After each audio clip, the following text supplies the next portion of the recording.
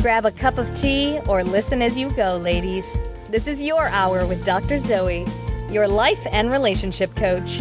With encouragement, on-point insight, inspiring guests, health tips, and advice, Dr. Zoe helps busy women keep their mind in the game by redefining your superwoman. You're listening to The Dr. Zoe Show. Welcome to The Dr. Zoe Show, redefining your superwoman. I'm your host, Dr. Zoe. I'm a licensed psychotherapist with a doctorate in clinical psychology. I'm a life and relationship coach, and I'm a motivational speaker. And I can work with you virtually to help you get unstuck. My passion is helping women find their superpower, learn to embrace it, and share it with the world. It sounds so simple, and simple isn't always easy, but that's definitely my passion. You can connect with me by texting the word join to 38470 or go to my website at drzoeshaw.com. Today's topic is, do you even know who you are? Right. Do you know? So before we get there, I'm going to share my Superwoman win and a Superwoman fail. If you guys are new to listening to the podcast, I was walking the other day and I was just thinking it's pretty amazing that I never fail to be able to come up with one of these. The purpose, of course, is just to help you recognize that every week, every day, every, minute, sometimes we have a fail and we have a win, and we've got to just acknowledge our wins, pat ourselves on the back, clap, and we have to give ourselves some grace in our failures, because failures will happen. It's a part of life and we just got to learn from them. So my win is that I hired a new personal assistant, and I'm excited about the help that she's going to be in my practice and my business as a whole. And so, hi, Carla. Thank you. So excited to have her on board. My fail is that I literally gained 12 pounds during the Thanksgiving holiday. That's like some serious eating that I clearly did, and maybe not enough working out. Just going to keep it real. That's my fail. I gained 12 pounds. So my goal is to get it off before Christmas so that I can gain it back and then get it off again on the new year. I don't know how productive and healthy that is, but reality is I definitely want to enjoy myself over the holidays. And if I can get myself back, then hey, for me, it's worth it, clearly, because I'm doing it. And it kind of goes in line a little bit with the health tip that I talked to you guys about maintenance last week, that once you get your body to a place where you can maintain it, your workouts don't have to be as difficult, as hard, or as often as they were when you were trying to get to that point. Which actually goes in line with what we're talking about today, is knowing yourself, and not just knowing your mental, psychological, emotional self, but also knowing your physical self, knowing what works for your body, because your body is absolutely unique, and what works for one person will not necessarily work for someone else. That is why the health and wellness industry is a who knows what, billion, trillion, whatever it is, industry, because there is no one size fits all. And it is really about finding what works best for you. So our topic today is, do you even know who you are? Let me introduce you. I put up a quote about the importance of continually developing yourself. If you don't, you will stagnate as an individual. You will stagnate intellectually, and even in your relationships, because we should always consistently be striving to be better. We should be striving for growth, not just as an individual, but also in our relationships. And I had a follower message me and ask me, how do you work on yourself? I think that's the best question ever. And I'm so glad that she asked me. Now, of course, therapy or life coaching, they are certainly, I think, in some ways an easy way to fast track the process, but there are definitely other ways for sure. So do-it-yourself development starts with understanding why you behave, think, and react in the way that you do. Most people go around their entire lives not really knowing who they are. Most people don't study themselves. They may study other people, but they don't study themselves. And most people just have no clue. The reality is that sometimes in our life, we do have to turn a blind eye to ourselves to even get through whatever might be tough in our life. And so in some ways, not understanding ourselves is a defense mechanism that keeps us able to get through. But defense mechanisms are to be used in times when we need shortcuts to survive. They can be healthy, but when we utilize them over the course of our life, they are dysfunctional and unhealthy. And definitely there are times when you need to get through, but making a life out of that isn't going to create growth in your life at all. So if you want to get to know yourself better, listen up. Part of getting to know yourself involves getting familiar with your values. What's important to you? What's not important to you? What feels morally wrong to you? What do you look for in other people? What traits do you admire in yourself and other people? What's your favorite thing about yourself? I literally want you guys to write these down. So hopefully you're taking a minute to pause and write these down. And what's your least favorite thing about yourself? Identifying your values, it can seem like that's a super easy thing, but it's a lot more complicated. Because a lot of us have something called idyllic values.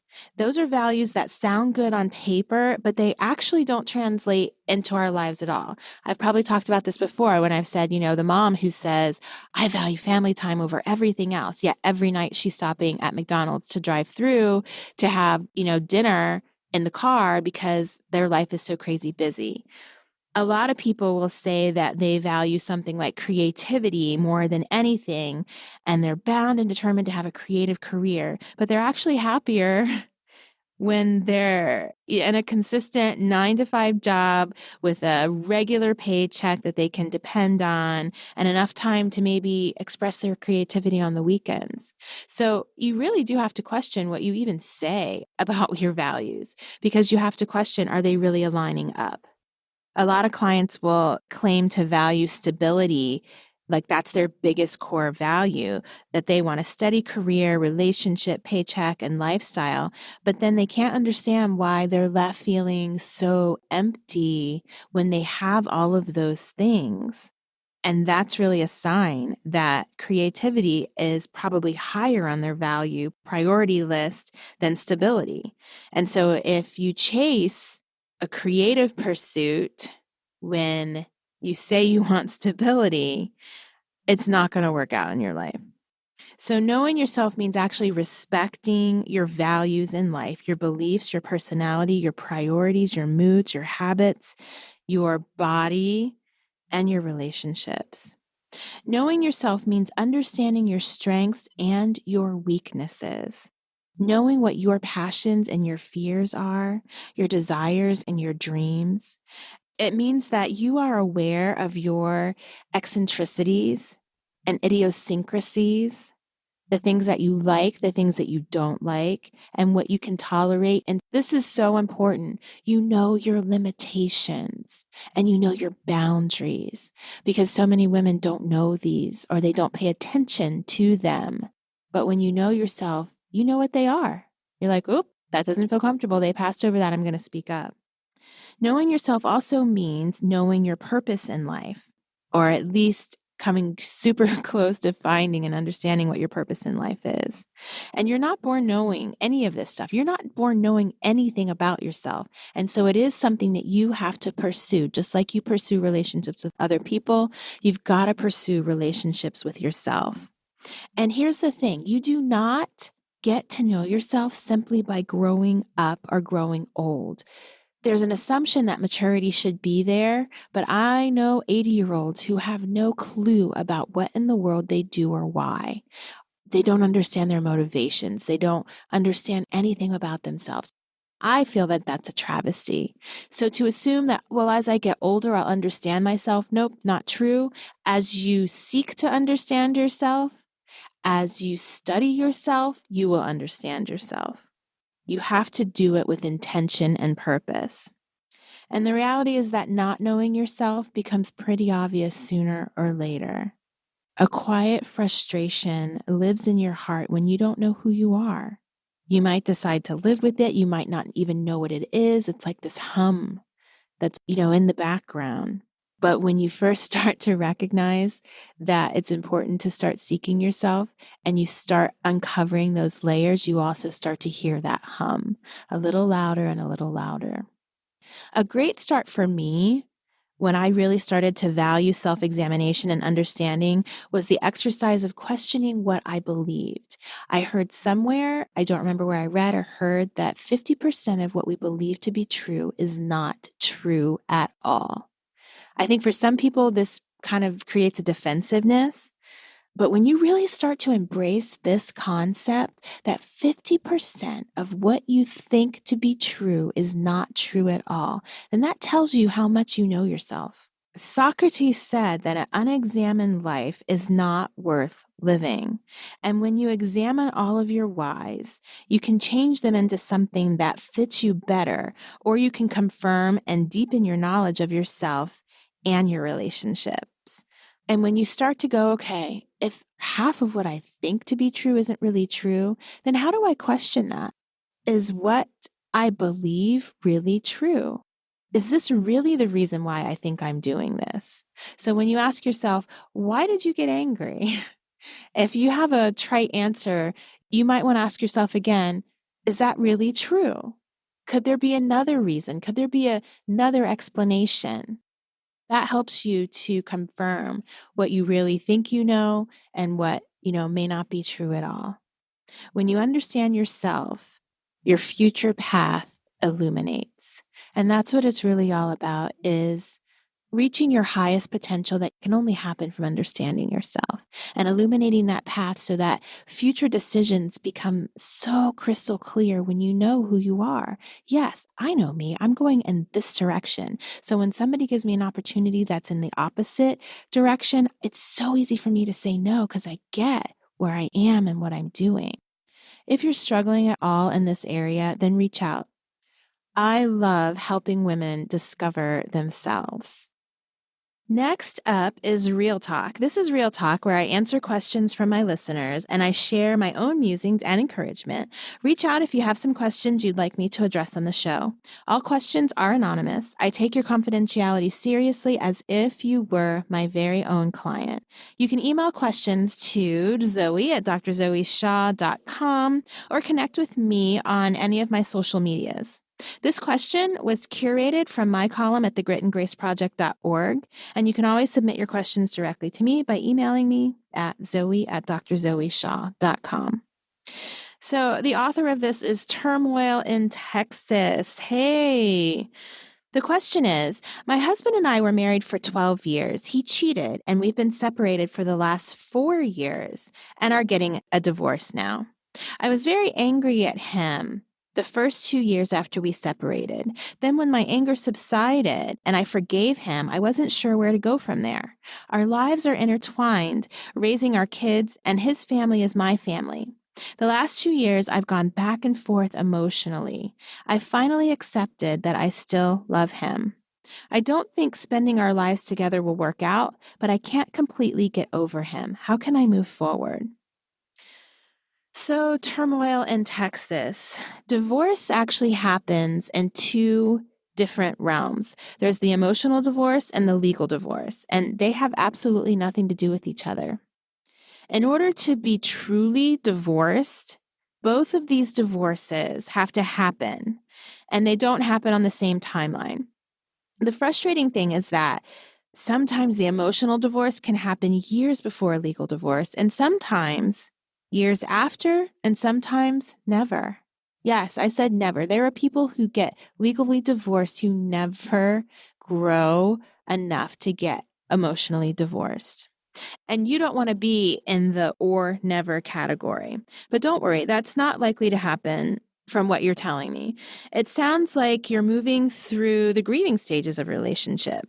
Anger is part of it, and when the anger subsides, as it has for you, sometimes you're left with a feeling of confusion because you're able to see him and the relationship through a different lens now. Yes, you'll always be intertwined because of your kiddos, and family connections, but that's just the reality of divorce in modern families. And I often tell people when they're contemplating divorce, just know that you are still going to be in relationship with this person. It is not going to end if you have children. So if you're thinking of getting back together with him because you're not angry anymore, please remember that love is no good reason to be in a relationship with anybody. We humans have proven over and over and over that we are very capable of loving people who are not good for us. So you've got to have a much more compelling reason why you think he might be a really good choice for you. Yes, you have children together, but they will grow up. And they're going to leave, and they're already acclimated to the separation. I think you said it's been 4 years. So now is an excellent time to get out a piece of paper, write down all the reasons why you think he would make a good partner for you and all the reasons why he wouldn't.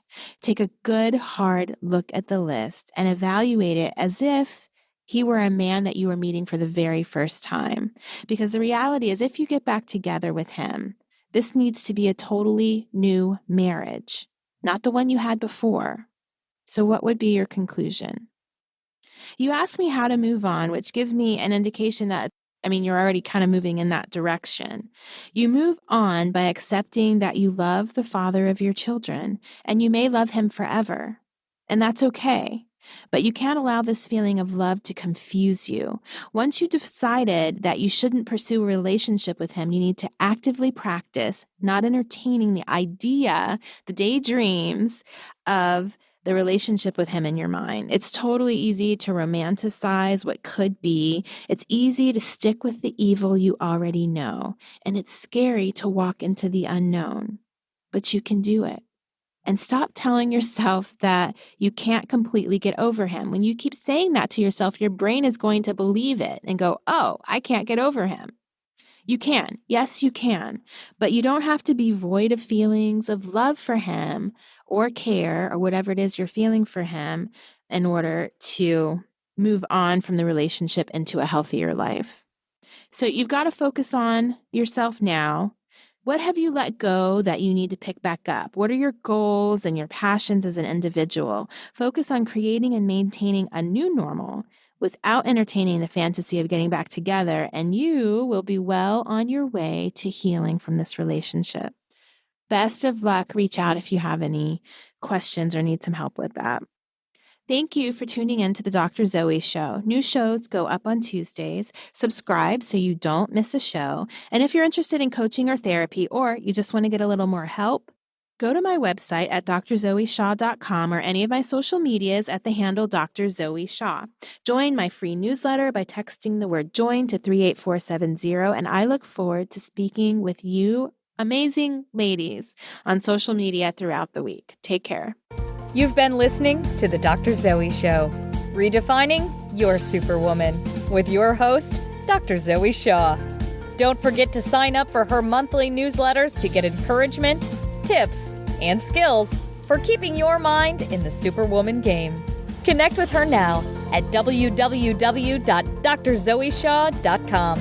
Tell your friends and subscribe to her podcast on iTunes. Join us next time for another edition of The Dr. Zoe Show.